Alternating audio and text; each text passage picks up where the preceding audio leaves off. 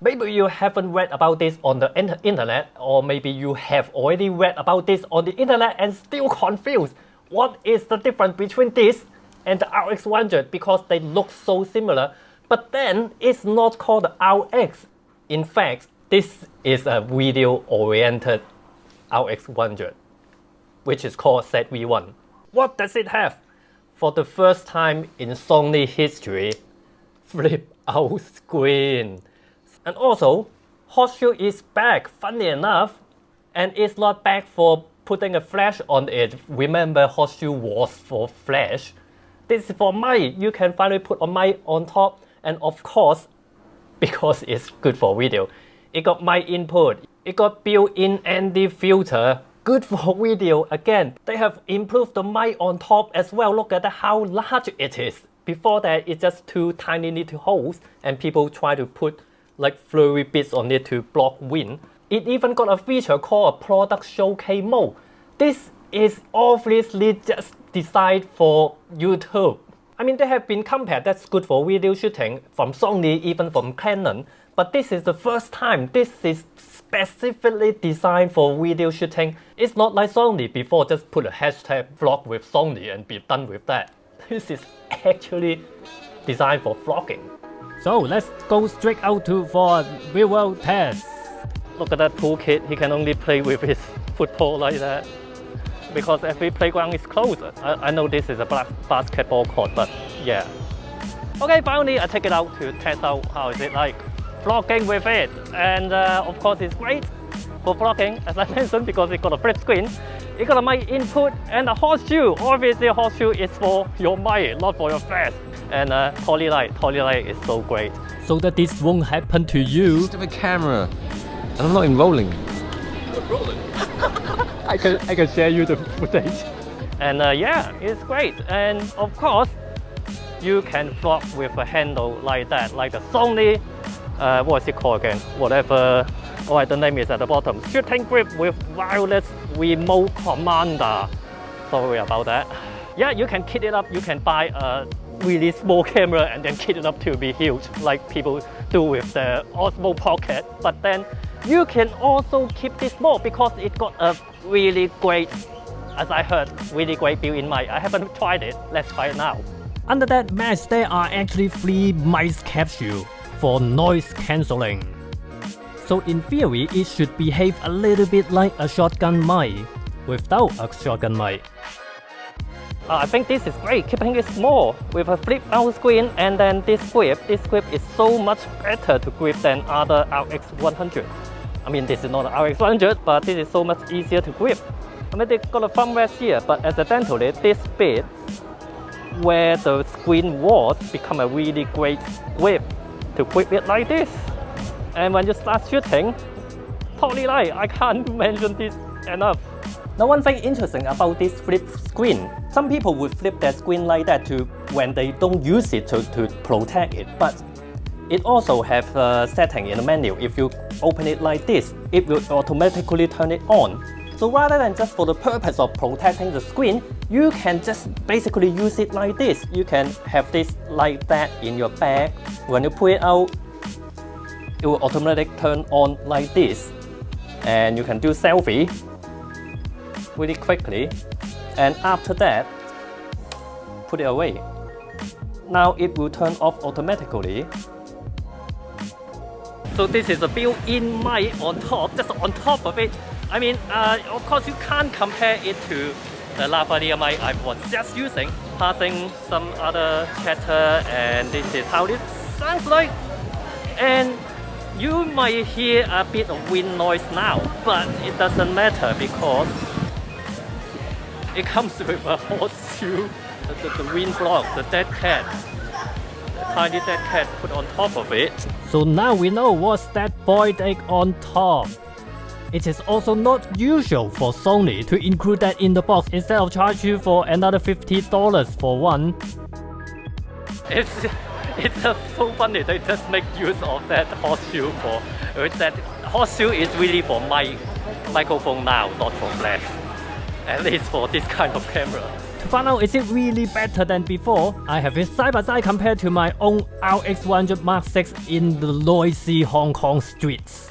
Now this should be a pretty high-end test because in Hong Kong it's always so noisy. One thing is that you can see the RX100, it only have the standard steady shot, so it's a little bit wider. The ZV-1 has the active steady shot, a little bit cropped in because of digital stabilization, but it's much steadier, and I think it's steadier than the RX100 VII I tested last time, also with active tracking.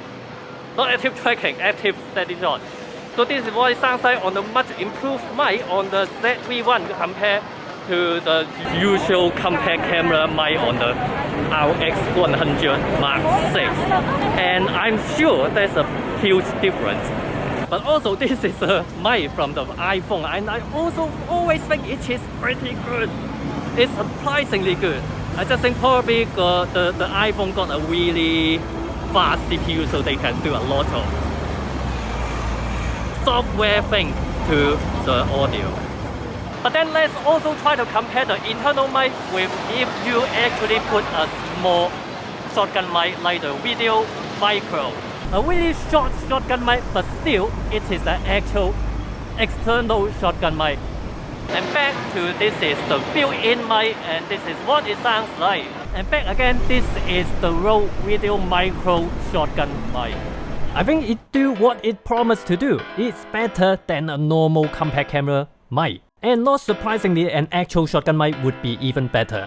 The ZV-1 can recognize my face even with face mask. In fact, the RX100 can as well recognize my face. Although the ZV-1, because with the real-time tracking, it's eye focusing as well. Although, as I say, 24mm is a little bit too tight. I have to put it so far away. I have to extend my arm to the fullest. Oh yeah, by the way, this is my thumb. Yeah, it works like that. And this is just enough for a one-man vlogging. If you want to include your friend, it's a little bit not enough social distancing. And have I mentioned this is still a still camera that takes still photos? But this really shoots like RX100 VII when you're shooting still photos, still video, because they are almost the same. It has the really great real-time tracking. You just point, hard press, and shoot. I can't say enough about how great is the real-time tracking. I love it since the first time they introduced it in the A6400, and then eventually, of course, the RX100 VII have it.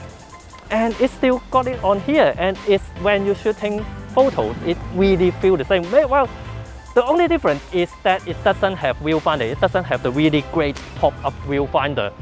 I mean, this is really designed for video. It got a much larger, upgraded built-in mic. It got horseshoe. That's why you don't have space for a pop-up viewfinder anymore.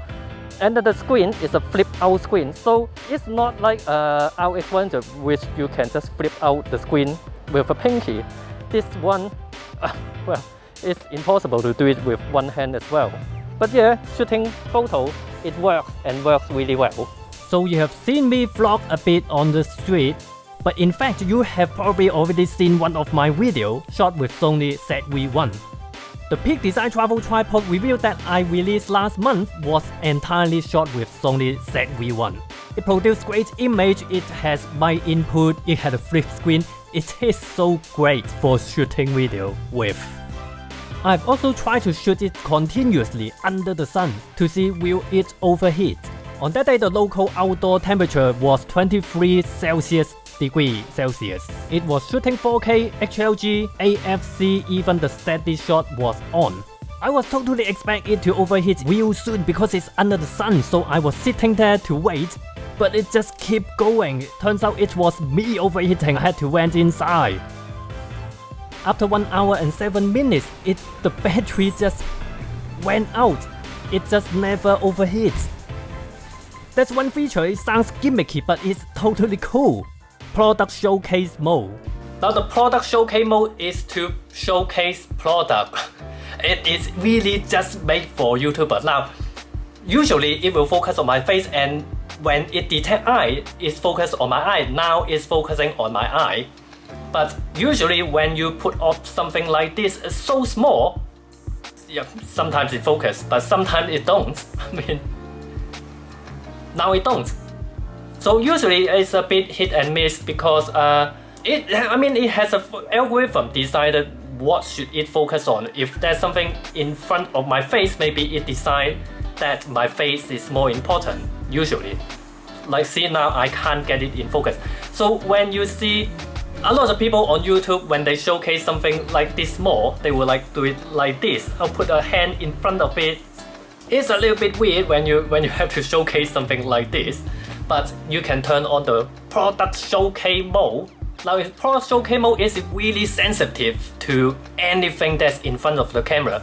It's basically just tell the camera to focus on whatever it is closest. In this mode, it turns off any face and eye detection, and what's funny is that it turns off any steady shot as well. Image stabilization, so it has to be on the tripod. When you turn it on, it also tells you to put it on the tripod as well. Well, sometimes it's still a little bit, I don't know why. Yeah, sometimes it works. But all I can say is it has huge success rate. It's not 100%, sometimes, especially, is it because it's not at the center? I think the algorithm is at the center, whatever at the center and closest to the camera that it will focus on. Now there's still one extremely annoying thing is that the setting between movie and still is still the same. They're still not separated. For example, like now I have set it up for shooting video. I have the picture profile, AFC focus area is wide. Now if I switch it to shooting photo, it still uses the same setting. So every time when I want to shoot photo, I either forgot to change the setting or I have to go here, turn off the picture profile, set the focus area because I want to use the real-time tracking. When I have real-time tracking, I don't want to use face detection, and I try to use custom setting. I would think that, okay, the normal setting set it for photo, and then I have some custom setting for shooting video. It works well for, I have two different custom settings, one for S mode, one for M mode. One problem is that when I use this, when I use M mode, when I want to set a custom white balance, it don't let me. This is grayed out. I can't set a custom white balance with a gray card. So I just can't find a way around. I have to change setting every time. This is still the most annoying thing about any Sony cameras. Before the end, I have to thank you Skillshare for sponsoring this video and share with you a link for the first 1,000 person can get 2 months for free. Skillshare is an online learning community with so many classes to learn so many things. Just like this street photography class from 6 Streets Under. You can find a lot of in-depth tutorial video in Skillshare that you can't find in YouTube. Each class comes with reviews, discussion, and you can check out others' class projects to learn and to help out each other. It's really an online community. There are a lot of photography class, but there's so much more like creative writing, I may lead that, graphic design, even marketing, business. So check it out with 2 months free. Find the link in description down below. So this is Sony ZV-1. I think the main thing after I used it for 2 weeks, the main thing is that now I have been using the RX100 VI for almost 2 years, and I have been using it as a second camera, but every time when I shoot video with it, it's still a little bit of quirk here and there that, well, basically this is not really designed for shooting video, although you can shoot really good video, really great video with this. But when I use this, I have shot the peak design travel tripod review with just this camera, and I feel like the only quirk of this is the battery life, because after a little bit more than 1 hour, the battery is almost flat. But fortunately, I can plug in a power bank and keep on shooting. The only thing is that the price you pay for this, you can get a lot of other interchangeable lens camera with a much bigger sensor. But of course, for this one, you get it for its size. It's much smaller.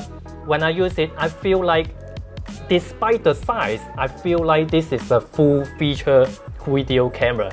They don't just put in a flip screen and call it a day. They add in quite a lot of things to make this really worth the hashtag vlog with Sony. Finally, at last.